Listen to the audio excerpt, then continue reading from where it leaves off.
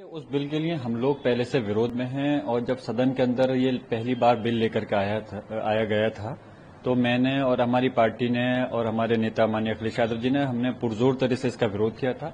और मैं पहले भी बता चुका हूं, विरोध करने का कारण हमारा ये नहीं है कि सिर्फ कि बिल को बीजेपी एनडीए सरकार लेकर के आ रही है, क्योंकि बिल के अंदर असल में काफी सारी चीजें जो हैं हमारे लोगों का हक छीनने का जो काम हो रहा है। इस वजह से हमने इस बिल का अपोज किया था। फिर जब सरकार ने जेपीसी में भेजा तो हमें कुछ उम्मीद लगी कि शायद उसके अंदर जो कमियां हैं उनको दूर कर दिया जाएगा, लेकिन सिर्फ उसमें खाना पूर्ति हुई और सिर्फ अपनी मनमर्जी के मुताबिक रिपोर्ट को पेश कर दिया गया।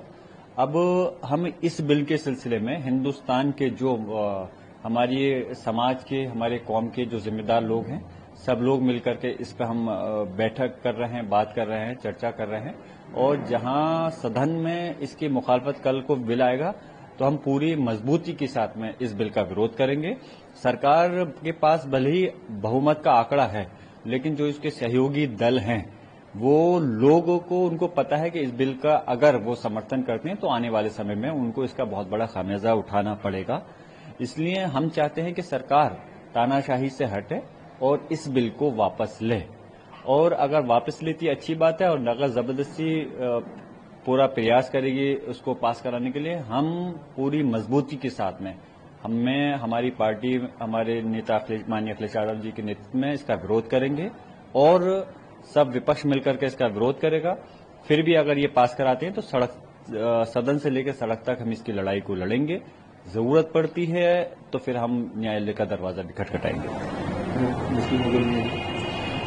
उन्हें कहने, वो सिर्फ सरकार की बोली बोल रहे हैं, उनको खुद ये पता नहीं होगा कि इस बिल के अंदर क्या है। ये लोग वो लोग हैं कि जिन्हें सिर्फ और सिर्फ आंख बंद कर करके सरकार की गुलामी करनी है। और भले ये बीजेपी के सांसद हैं, मैं ऐसे सांसदों के उस पर खास कोई टिप्पणी भी नहीं करना चाहता।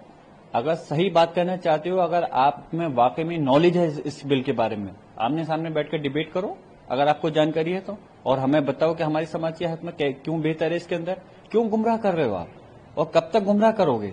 ये देश सिर्फ हवाई बातों से नहीं चलेगा, ये देश चलेगा संविधान से चलेगा।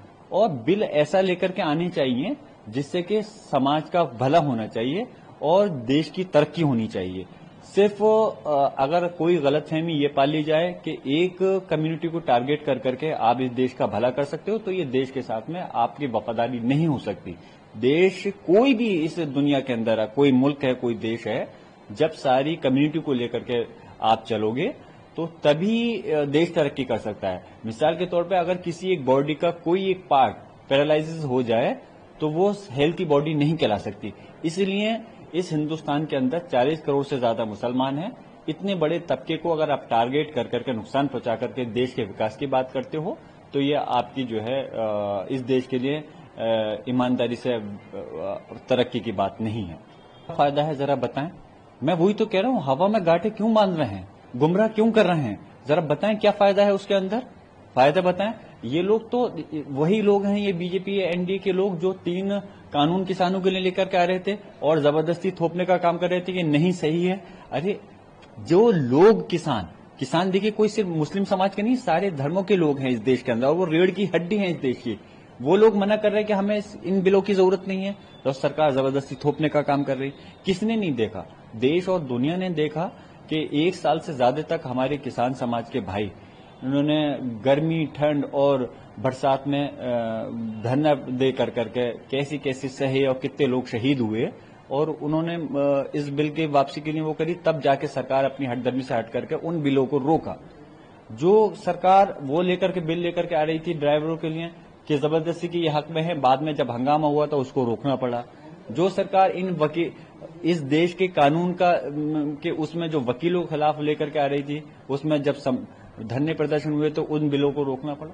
तो खाली कहने से, थोपने से कोई काम नहीं चलेगा। ये सरकार जबरदस्ती में जो बिल लाना चाहती है, मेरा कहने का मकसद ये है कि अगर बिल आप ऐसा लेकर आओगे जिससे कि हमारे देश की तरक्की है, जिससे कि यकीनन सारे समाज को फायदा मिलेगा, तो हम 2 कदम आगे बढ़ करके उस बिल का समर्थन करेंगे। हम सिर्फ इस बुनियाद पे बीजेपी आरएसएस की मुखालफत, एनडीए की मुखालफत नहीं करना चाहते कि हम उसके विपक्ष में हिस्सा में।